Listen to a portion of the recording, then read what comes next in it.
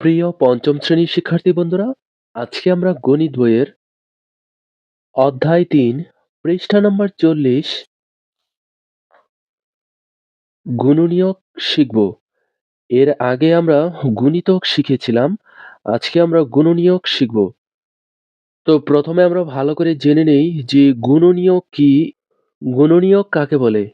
কোনো একটি সংখ্যাকে যে সংখ্যা দিয়ে নিঃশেষে ভাগ করা যায়, অর্থাৎ ভাগ করলে ভাগশেষ থাকে না, সেই সংখ্যাগুলোকে ওই সংখ্যার গুণনীয়ক বলা হয়। এখানে গুণনীয়ক বলতে আমরা সেই সংখ্যাগুলোকেই বুঝি যে এমন একটা সংখ্যা থাকবে, সেই সংখ্যাকে আমরা যেই সংখ্যা দিয়ে ভাগ করব, ভাগ করার পরে কোনো ভাগশেষ থাকবে না। যেমন ধরো ১২, ১২র গুণনীয়ক কি হবে? প্রথমে হবে ১, ১২কে যদি ১ দিয়ে ভাগ করি কোনো ভাগশেষ থাকবে না, অর্থাৎ ১২ই হবে।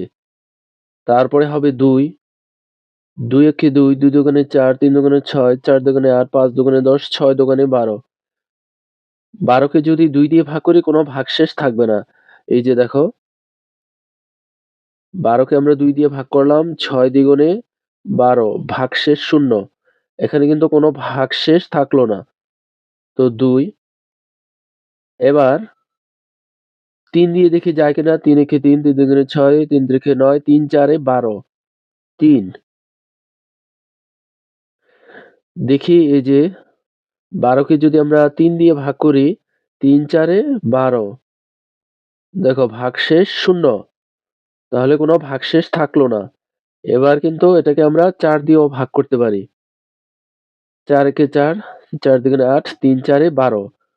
৪ দিয়েও যদি এই যে ১২কে যদি আমরা ৪ দিয়ে ভাগ করি, ৩ চারে ১২, ভাগশেষ ০, ভাগশেষ থাকলো না। তারপর ৫, ১২কে যদি আমরা ৫ দিয়ে ভাগ করি, ৫ দ্বিগুণে ১০, ভাগশেষ ২। তাহলে এটা কিন্তু গুণনীয়ক নয়। গুণনীয়ক হতে হলে ভাগশেষ ০ হতে হবে। তাহলে এটা কিন্তু হচ্ছে না, ৫ দিয়ে যাবে না। তাহলে ১২র গুণনীয়ক কিন্তু ৫ হবে না। ১২র গুণনীয়ক আবার হবে ৬। ৬ একে ৬, ৬ দুগুণে ১২। ১২কে যদি আমরা ৬ দিয়ে ভাগ করি, ৬ দ্বিগুণে ১২, ভাগশেষ ০। এরপর ৭ দিয়ে যদি ভাগ করি, ভাগশেষ থেকে যাবে। ৭ একে ৭, ৭ দুগুণে ১৪, ৮ দিয়ে করলে ৮ একে ৮, ৮ দুগুণে ১৬, যাচ্ছে না।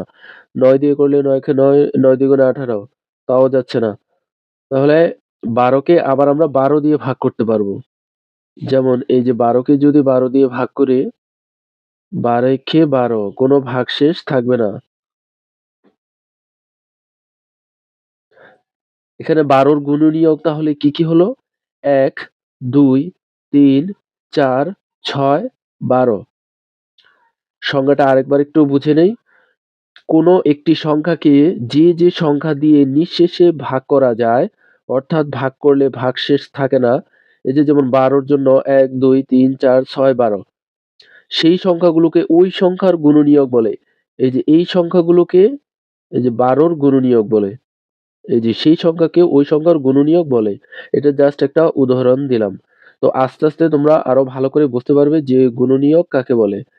তো এবার আমরা এবার আমরা বই থেকে কিছু সমাধান করি।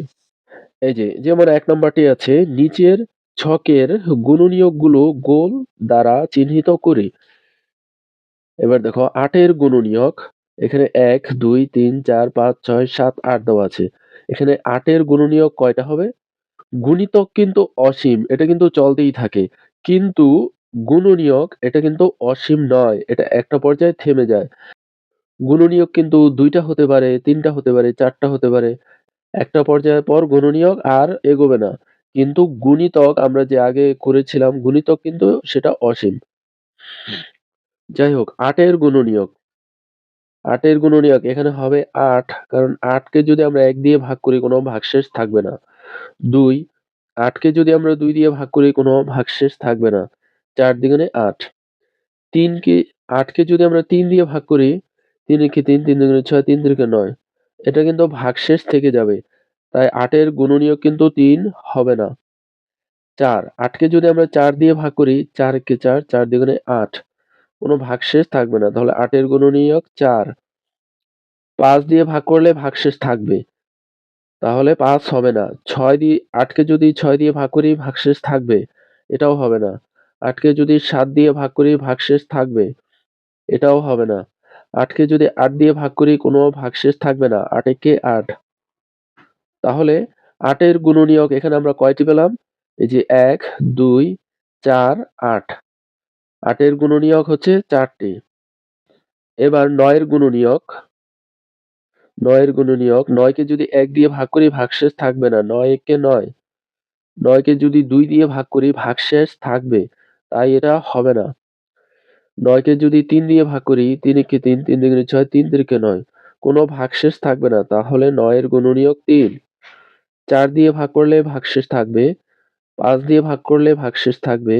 ৯ কে যদি ৬ দিয়ে ভাগ করি ভাগশেষ থাকবে। ৭ দিয়ে ভাগ করলে ভাগশেষ থাকবে। ৮ দিয়ে ভাগ করলে ভাগশেষ থাকবে। ৯ কে যদি ৯ দিয়ে ভাগ করি ৯ একে ৯। কোনো ভাগশেষ থাকবে না। আশা করি বুঝতে পেরেছো। এবার ১৯ এর গুণনীয়ক। ১৯ কিন্তু একটা মৌলিক সংখ্যা। মৌলিক সংখ্যা ১ থেকে ১০০ পর্যন্তর মধ্যে ২৫ টি।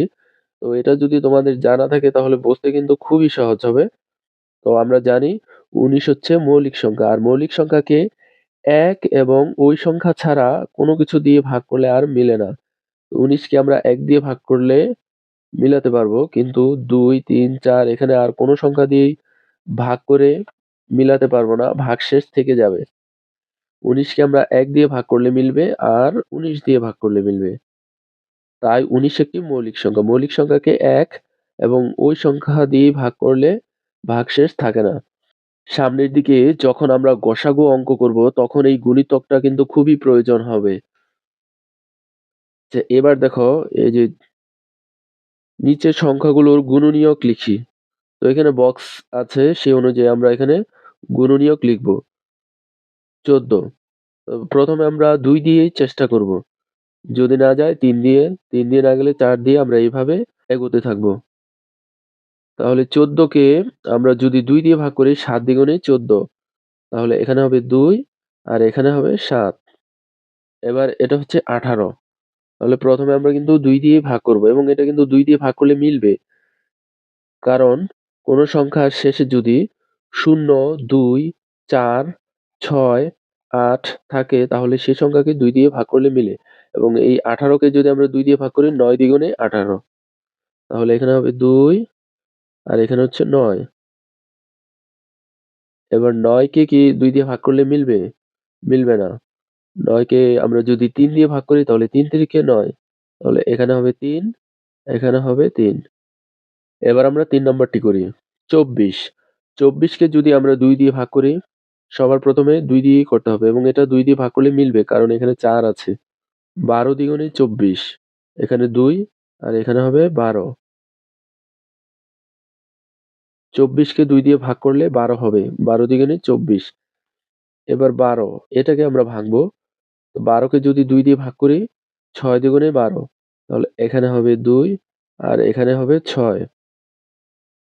এবার ৩ কে যদি এবার ৬ কে যদি আমরা ২ দিয়ে ভাগ করি ৩ দ্বিগুণে ৬। এখানে হবে ২, এখানে হবে ৩। ৩ দ্বিগুণে ৬।